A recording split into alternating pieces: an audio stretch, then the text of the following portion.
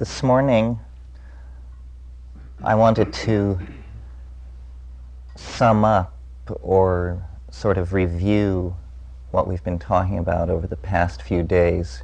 We're definitely now in the full flow of whatever this is, and I hope the questions that you brought with you are being answered, or that you're forming new ones. The process of trying to figure out what it is, which is what this seems to be and what consciousness seems to be, is a process that has been gathering strength for a very, very long time. It appears that the tendency for systems to complexify and to multiply the connectedness within them is some kind of ontological characteristic that pervades not only organic existence, but pre-organic existence, even pre-molecular existence. The universe begins in some kind of singularity. I mean, this is the teaching of physics in all its forms, that the universe begins in some kind of singularity, which is not greatly different nor greatly easier to imagine than simply that God made everything. It is essentially that statement, clothed in mathematics and abstraction. What is unexamined in all these models that project the whole scheme, from the largest to the smallest, from the earliest to the most recent, is an awareness that apparently the describing apparatus is unable to emerge from itself, that everything is somehow self-description. And it's interesting that self-similarity is this property that you encounter in the fractals, and then that you encounter in nature or complex phenomena once you examine them with the fractal idea. So what is this peculiar tension between individuality and the general case? After the lecture yesterday, we were talking about the phenomenon of elves that is experienced with some hallucinogens, and wondering if perhaps at last the fractals didn't bring into our ken the possibility of an explanation of what this is. That what it is that you perceive at last the fractal nature of yourself, so that you see that you are yourself, but you are also all these little selves, which Jung actually mentioned this in one essay. He called them autonomous psychic entities, mischievous bounding forms of ontic energy. And this is what it is, and this can be viewed as a kind of fragmentation if it overwhelms the coping ability. But on the other hand, it is a perception that is probably primary. I've noticed in my own encounters with elves that they have a curious relationship to my own body image, in that they can jump in and out of your body. They are autonomous psychic entities, but also autonomous linguistic entities. The fact that they seem to be made of a material which is made more of meaning than light, in other words, that they carry their meaning on their surface, is indicative of the fact that they are made of the material of the self, if you want to think of it that way. In other words, that they are as ontologically primary as you, the perceiver. Well, if you once in that extremely altered state, you have touched this notion of the fractal nature of the self, then you bring it back and you see it all around you. I mean, for instance, ourselves as social creatures. I am myself. I could be someone else, you or you or you, and likewise you could be anybody.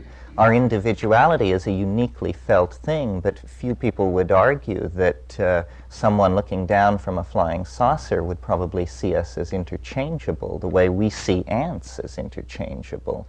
The ants are a fractal example of an animal population because all ants appear more or less alike, and all ant societies of the same species appear more or less alike. Yet from the point of view of the monad, at any level in the modular hierarchy, there is a unique perspective and a unique centering process which creates an individuality, a point of view, a self, which is sustained in time. But then when you turn toward this temporal dimension, which the self is sustained in, you discover what I mentioned in another context yesterday, that time also has this fractal quality. 1 minute is rather like another, 1 day is rather like another, 1 year is rather like another, and yet each day, each moment, each year is different. And so there is this strange tension between the self-similitude of temporal flow and also the differentiation in it. But what emerges slowly out of this is the perception that all of these flows, all of these fractals, all of these self-similar processes are embedded in similar, naturally, fractal processes at higher and higher levels of expression in space and in time, so that the universe in its entirety, from Big Bang to heat death or recollapse into another super black hole state, is a kind of tone or a kind of waveform, which is then reiterated on many levels of duration, which are successively smaller and smaller and fall away from the pattern of the primary waveform. And so when you look at the history of the universe on a vast scale, what you see is an initial state of great indeterminacy, an inchoate state of such high energy that everything is just flying to pieces. There is no bonding energy that can overcome the kinetic energy of the system. Then as time passes and temperatures fall, eventually nuclear chemistry is possible. Electrons settle down into orbits around the nucleus of the nuclei of atoms. Then, at a still much later point in time, the temperature in the universe in certain areas has fallen to, and the stars have cooked out a more complex species of molecules, carbon, and suddenly very complex structures can arise.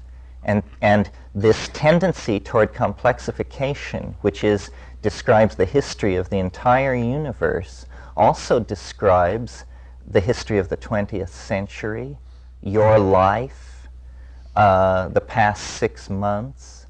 All of these processes have this tendency to go toward an end point of extreme complexity.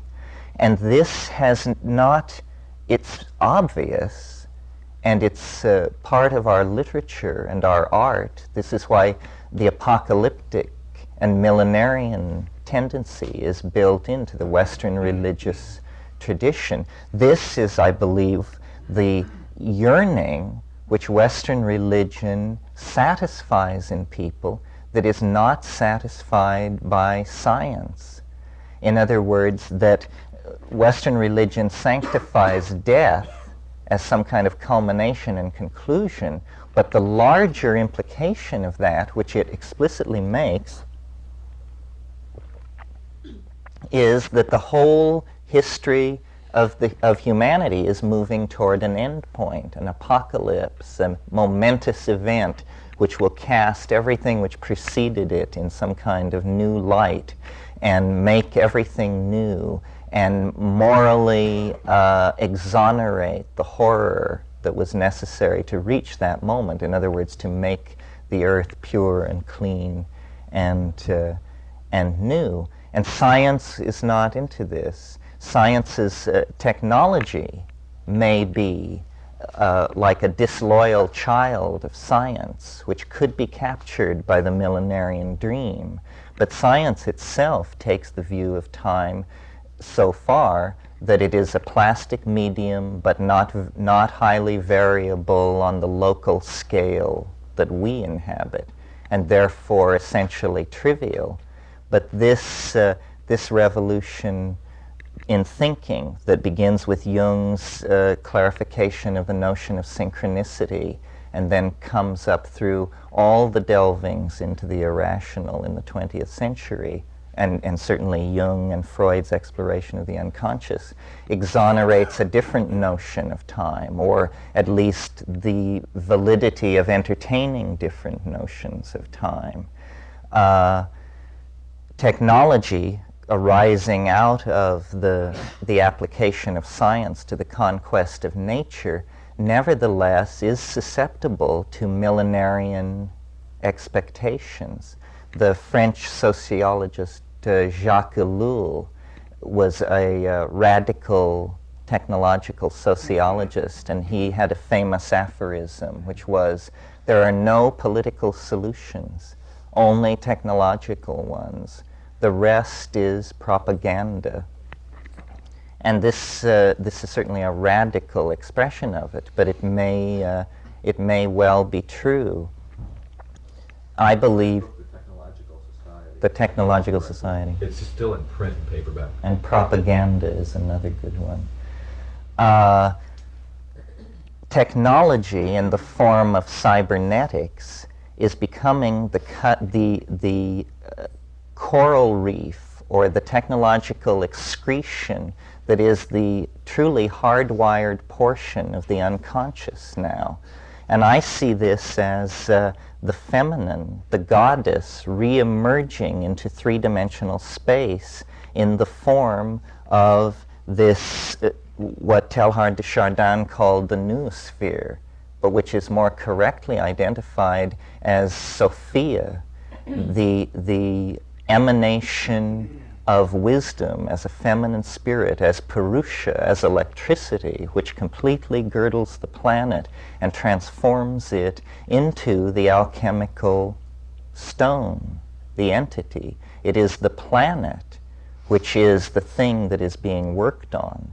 This is why alchemy and history can be seen to be the same thing. This is why this conference is called Shamanism, Alchemy, and the Millennium, because it's my conviction that the historical process, mirroring intuitively these larger cosmic processes and smaller cosmic processes of complexification, is an actual intentionalization of the creation of this overmind, or not so much its creation, but its invocation into matter to save us, is essentially why this is happening.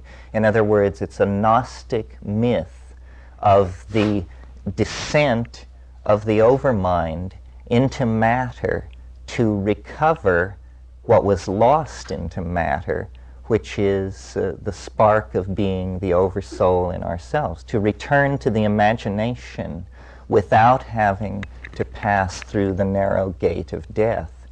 And shamanism is related to the millennium because the shaman exemplifies the millennium before history.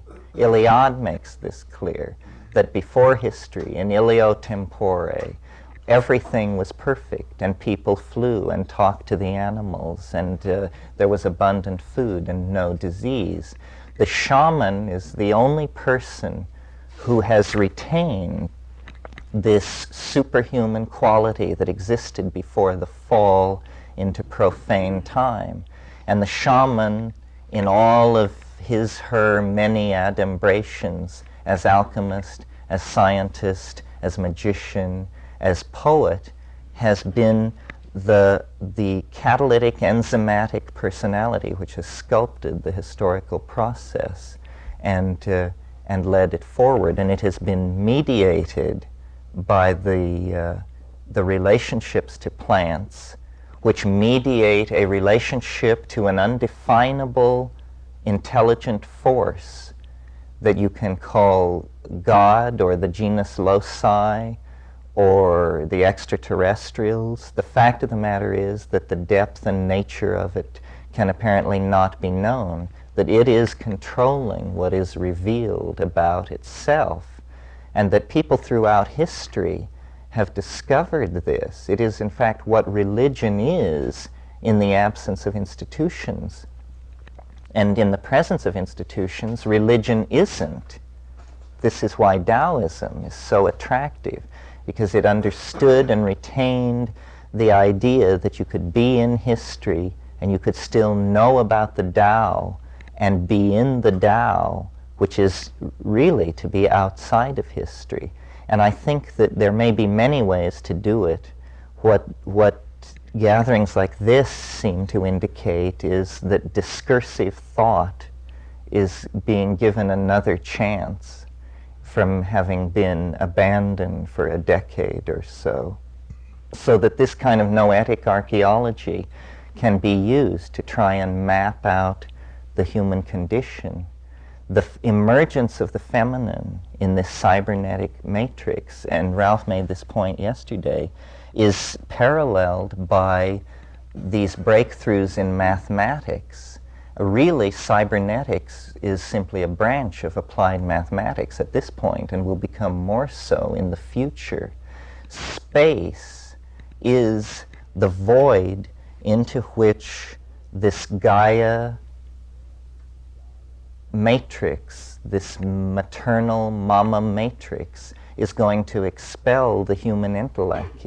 It is a birth process. It is traumatic for the planet and for the people undergoing it, but it is natural and it is necessary, and it is important, I think, to have faith that it's going smoothly.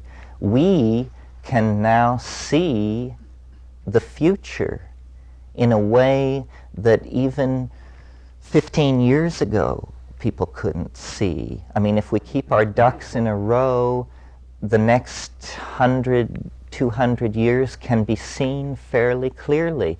All that we have to argue about is how fast you run the movie. In other words, will it be Starflight by 2010 or will it take till 2050? Will we have complete ability to transfer and integrate human consciousness into machines in shared states of group telepathy by the year 2000 or 2025? What is happening is that it's almost as though, it's almost parallel to the situation in Europe when the wars of religion finally dragged themselves out, and where people just finally, the way the late medieval stasis was broken up was people just got sick of it. They didn't have any great moral awakening, you know. They just said, bullshit, we don't care anymore whether you're a Huguenot or a Catholic or a Calvin, you know. We've just had it, enough already. And I think that this kind of impatience is in certain places already and will grow, that capitalism is very impatient with the stodginess of mass media manipulated so-called democratic societies. And capitalism wants to forge ahead, who knows how humanely, but they do see the potential in the future. And many Western institutions see only the potential for despair in the future. To my mind, the future is endlessly bright, and the things that are going to be done are truly astonishing, but today imaginable, and it is only persistence that will bring them to be. That's why it's very important to preserve through any dark age, whether it lasts months or years, the psychedelic notion, a core of people who understand the amazing creativity that is resident in the human mind, because space is the human imagination calling us forward. Those structures can be built there. These paradises can be erected. There can be a millennium. There is no question about it. Any of you who are fans of science fiction know that science fiction is just a plethora of worlds and cultures and aliens and bizarre political situations. Well, it takes 6 light hours for a radio signal to go from the inner planets to, say, Pluto. And that means that within 12 light hours of the sun, these O'Neill-type habitats, which everybody agrees are technically feasible, could be erected. And that means a fantastic proliferation of experimentation in human social forms. I mean, it's possible to envision the solar system as a kind of human swarm world with thousands of these colony worlds, each pursuing the social dynamics that they had evolved or were interested in exploring, all suspended in a sphere of electronic communication and data transfer, such that they are living in the same day, the same solar system day, because it only takes 12 light hours for light to cross the solar system from one edge to the other. And this is a conservative future, a future which does not rely on any new technical breakthroughs or discoveries of great new natural principles, of which you may be sure there will be such discoveries. So if we can lift the lethal beast off our backs, we can go forward into a future that is endlessly bright. And we've heard all kinds of solutions suggested, from relaxing to dissolving it with analysis and discovering that everything is all right the way it is and everything is working out the way it is.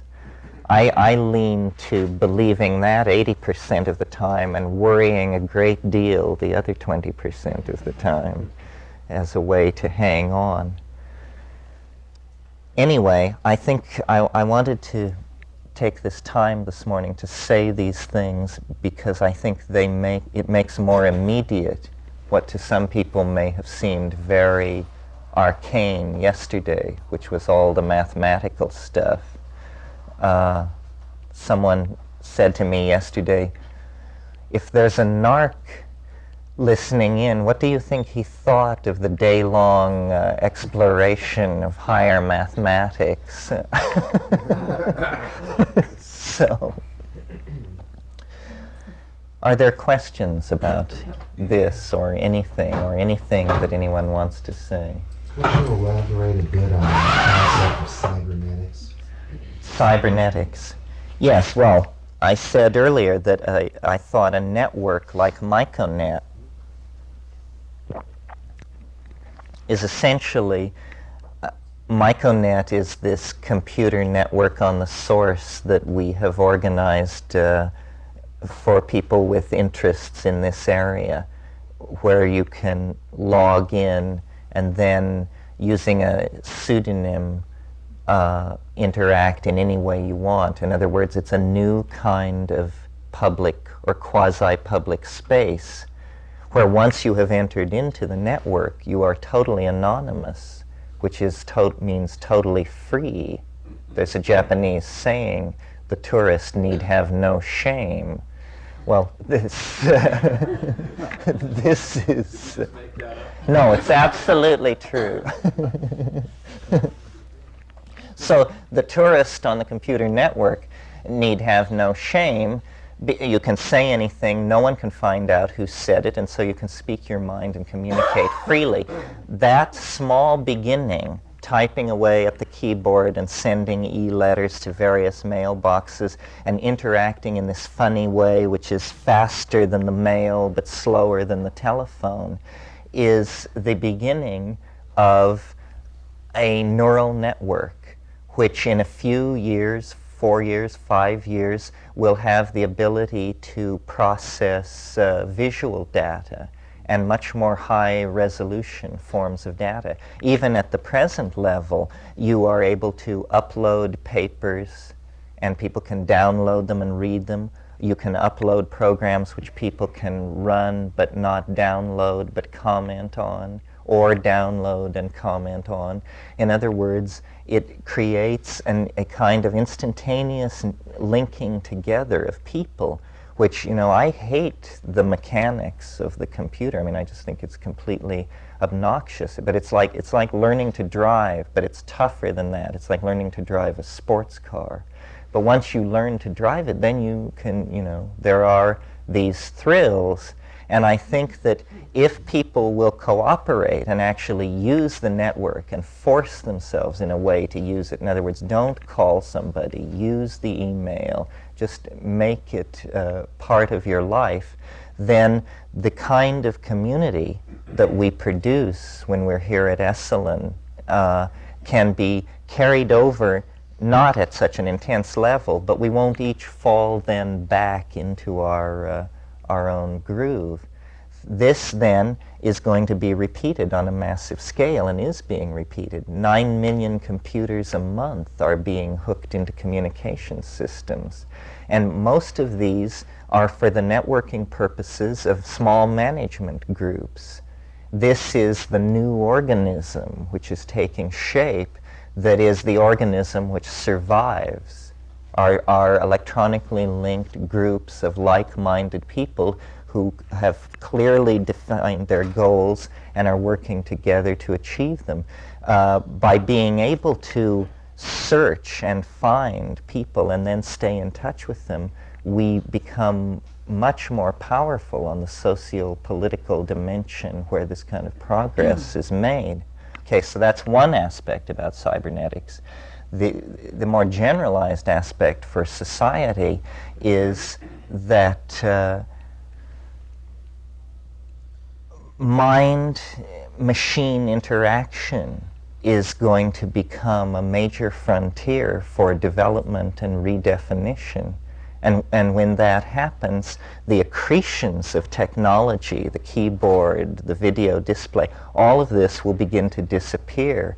And it's not unreasonable to expect that eventually you will just access by thought almost. In other words, I take the hallucinogens as the model for the ideal computing system. The hallucinogens when they're working perfectly, when you can say in a psilocybin state, Art Deco, and millions of Art Deco objects begin drifting slowly through your field of vision, tumbling slowly, each one, the most perfect delineation of the Art Deco aesthetic that you've ever seen.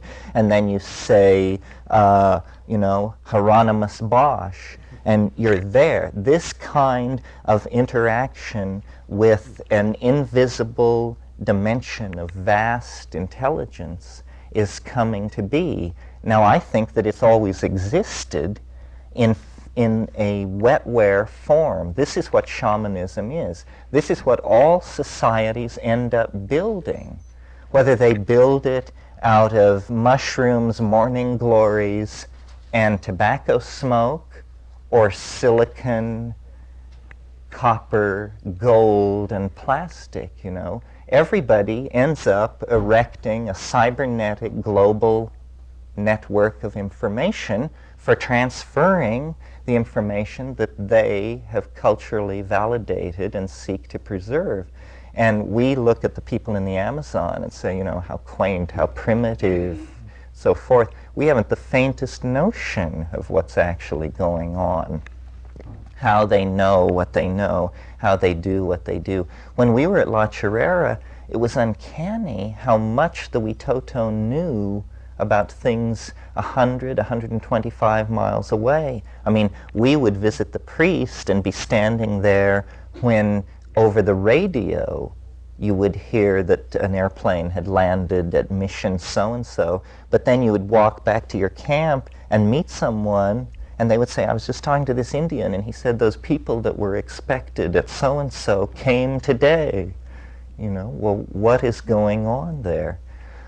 Each technology appears to the savants of another technology as magic, to the shaman who were doing that trick in the Amazon.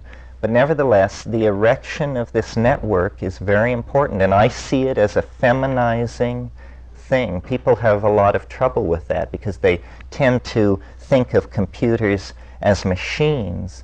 Computers are machines now, but computers don't need to be machines. Computers are arrangements of arrays and elements that can exist in any medium. And we're simply passing through a phase where they are machines. Very soon they will probably be created by DNA and be rather like bone tissue or something like that. Once the biological and the cybernetic come together, why the division between machines and life will be seen to be like the difference between a snail and its shell. I mean, the shell is not much like the snail, but to say that one is alive and one isn't is a little, begging the question. And also, the cybernetic revolution is going to allow the modeling through things like what Ralph is doing, and Ralph didn't even talk yesterday about his Hollywood project, is going to allow the modeling of psychedelic states and even theoretical psychedelic states. In other words, configurations of consciousness which no drug, synthetic or natural, can cause to happen, can be elicited by creating hypothetical brain state situations. Modeling of the brain is going to create a complete understanding of the fine-grained nature of consciousness. It will not answer questions about the soul and free will and being, but it will answer what are all these things made of, and how do they work at the formal cellular level.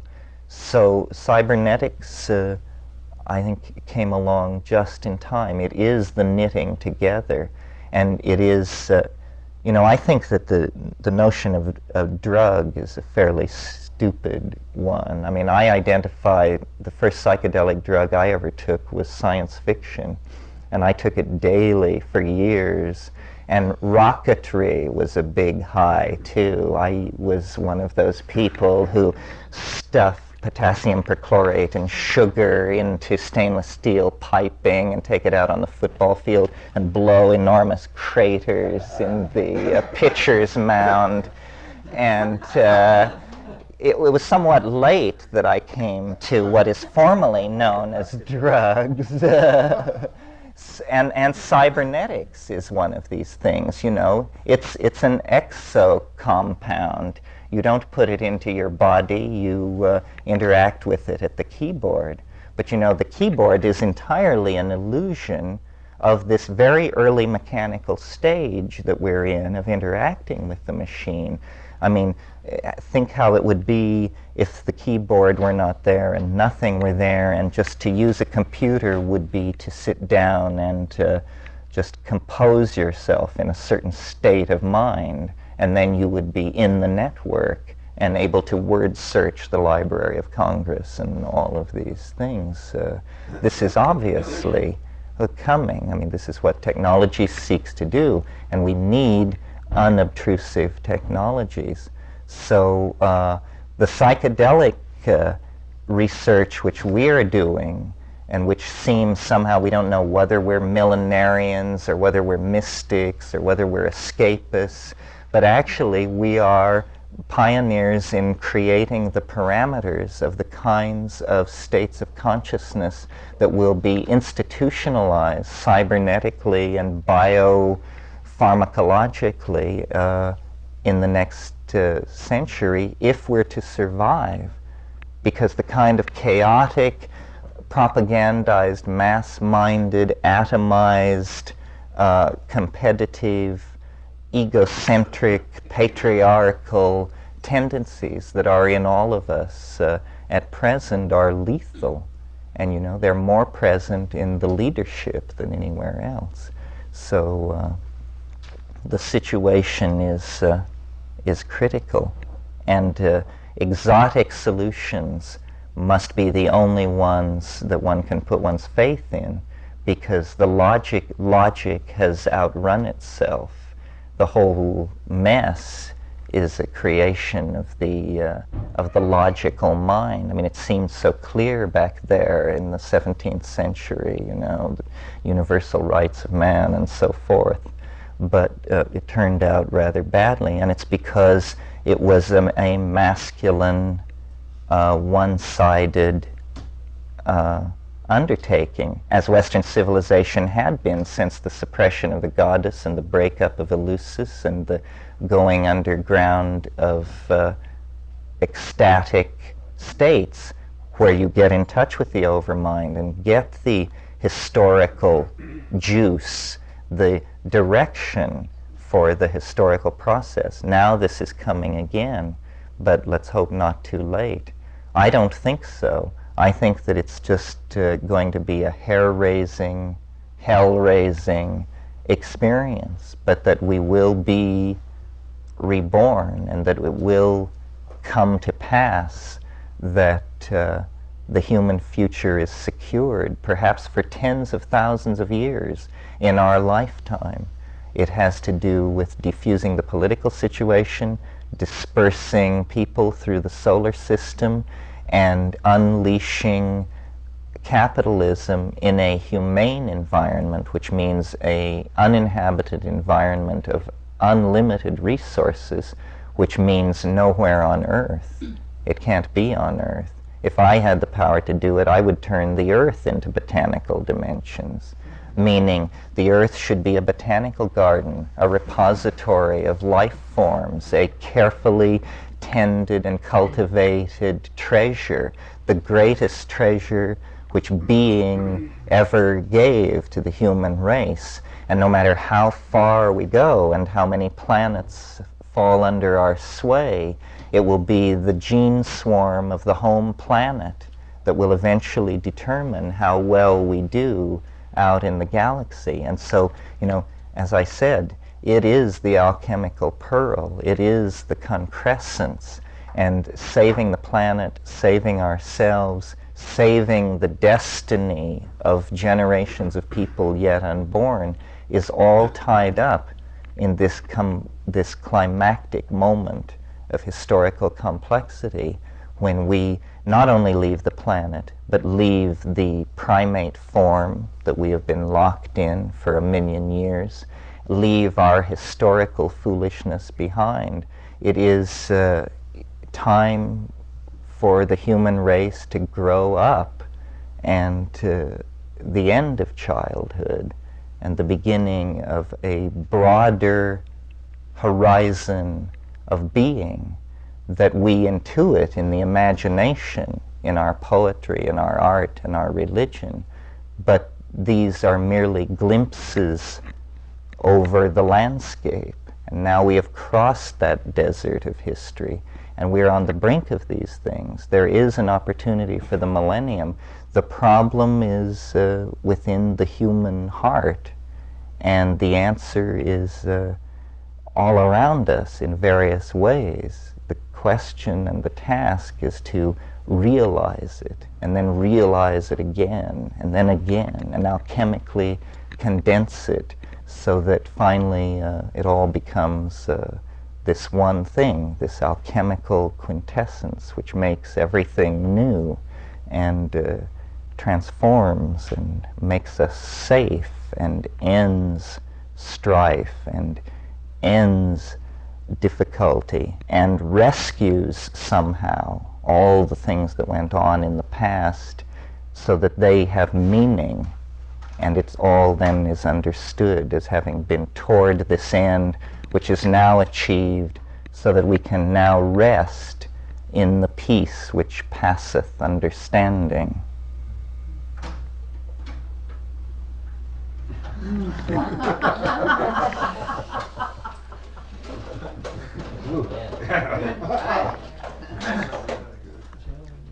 So,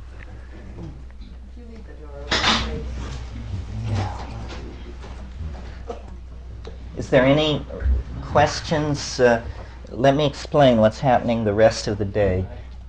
This afternoon, Michael and Cynthia, together or apart, I'm not sure, will present all kinds of things that they know best, and it will be very good, I'm sure. I'd like to just say a number of people have expressed interest in looking at or purchasing the Shipibo and Konibo clocks that Dennis brought back from the Amazon. So maybe this afternoon I could come early before the session and lay them out or set them out before and after the afternoon session. You can look at them, and I will transmit money to Dennis if you want to buy it. Good. Okay, what time is it? 3:30, I think. So I'll come at 3 or so. I'm going to hand around, how many of you know the work of Hieronymus Bosch? Yes, well, I've been into Bosch since I was 11 years old, but very recently I came across a really astonishing book, and what's astonishing about it is that the Garden of Earthly Delights is photographed in actual size in a series of shingles, so that if we were to get 2 copies of this book and tear them both to pieces, we could reconstruct it natural size. And it is, it relates to the millennium. I don't know if I will have a chance to relate it to the millennium. It's a feast for the eyes, and I'll just hand it around and people can look at it, and it'll be up here. Let's see now. What does anybody have on their mind? You just had fair warning that if you don't have anything on your mind, you're going to get Hieronymus Bosch. So you better get cracking. Your rap this morning struck home something we've been discussing behind the scenes for a while, is that with the pot wars and the MDMA bust and scheduling and the LSD bust, that sort of the Empire Strikes Back seems to be the place we're in right now. And the call to arms is not so much a call to a militaristic sort of arms as a call to a metaphorical arming ourselves, in the sense that if we can capture everybody's hearts and minds, that balls will follow. And I think we've got an opportunity here, especially in the psychedelic community, to really begin to move consciously in some of the directions that you describe in a rather millenarian sort of way. That, we've finally got a chance to really influence ourselves and other people in the direction of moving towards unlimited space, unlimited time, unlimited resources. The ability to take the goddess into space with us, instead of thinking of her as something that's planet-bound. That seed is within each one of us and can come along. And I think the idea of turning the Earth into a park is wonderful. But we're going to have to get off to be able to do it, because we're just too much of a burden on it as we are. Yes, well, Gerard O'Neill has suggested that we could lift all heavy industry off the planet by 2050. This is not an unreasonable notion, I mean, I'm sure that if there is a world 500 years in the future, when they look back on the 20th century, it will just be looked upon as the most unbelievably toxic period in all of the human experience. The way we look back at, say, the 14th century and say, well, there were no sewers in London, people were dumping raw sewage into the street. They'll say people were dumping raw sewage into the rivers, radioactive waste into the ocean. It's amazing anybody survived it. So yes, this is, it's very true. I think we've got three major advantages too. One is we have the best minds of our generation in our side. I mean, if you listen to the people who are one of us, as you put it in one context earlier, there's brilliant people working in very psychedelic ways, whether they're into the psychedelic substances or not. And we also have that opportunity to become unfettered from social convention, from narrow reality tunnels, from conventional institutions, from a closed-in way of viewing things. We were discussing fractals last night, and one of the things you see in evolution is if you're adapted beautifully to a particular kind of fractal environment and suddenly a discontinuity comes in and changes it, the premium is not on being able to understand that fractal and find your way around the Amazon, for example, beautifully, but to be able to change quickly so that when that environment changes, you do not become obsolete and extinct. So we have that on our side, the flexibility of being able to undo old ways of thinking and do new ones. And I think the biggest thing we've got is we've got women on our side. Mm-hmm. For the first time, there's a whole, the power of half of humanity has been untapped for 2,000, 5,000 years. And all of a sudden that becomes available, and in a sense we have a chance to build something that's never been seen before. It's the idea of a hero for the goddess, the idea of a female hero coming in and not being more than beating swords into plowshares, of really being able to go out and say, you know, this is what we want to do, and we can do it consciously, we can do it hand in hand. Yes, a superfractal analysis of history would say that when you live with primitive people like in the Amazon, what's happening is the men go out and they hunt and they kill meat and they bring it back. And when they're a little ways from the village, they make a great noise, and all the women come out to meet them. And at that point, they hand over the meat, because the meat is poisonous, often, until it is cooked. Okay, so that's what people do. The men go out, they get the meat, they bring it back, they give it to the women, they cook it and make it palatable and food. This is what history is. It's now time to hand over the meat. The masculine force has gone out into history, captured the noetic beast, the beast that brings understanding and control. Now, at the end of the cycle, we're coming back, and the thing captured has to be given over to the women to be cooked. And when it is cooked, then there will be the millennium. And this cycle, which is enacted over and over again in these primitive societies, is being prolonged by history to an excruciating degree. But eventually, this is what has to happen. And this cooking by the women is the alchemical transformation of a nuclear armament society into an ecologically conscious, spacefaring, humane kind of society. Terence, I beg to differ a little bit on that. I think that division of labor is in and of itself a somewhat patriarchal remnant view. I think it's going to be much more integrated than that going forward. I mean, I think it's more than hand in hand. I think it's bound in an embrace. And I think we're all going after the meat, and I think we're all going to learn how to cook it. And that one of the things we're learning to do is to be able to do all those things. One of the things that struck me about the dance performance last night was I guess it was the third piece with the three dancers in loincloths, is the really beautiful androgyny they showed in terms of moving together with great strength without losing any of that sexual differentiation, but making it into an artistic and aesthetic statement instead of a desperate way to get twice as much work done as you could otherwise. Well, yes, you're right. It's the feminine in each of us to which this thing has to be handed over. It's certainly all these men in positions of power. This is what they have to do. They have to see that the time has changed, that it's a different place in the play, that they have to be different relative to this thing.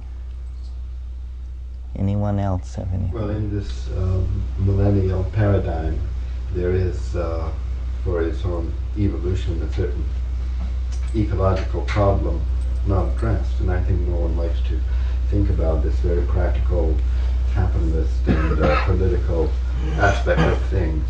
But I would guess that if there is a future of 500 years, and if ourselves in 500 years look back at this time, it would not be remembered so much as the time of toxic waste, but as the time of rejection of the cure of the problem.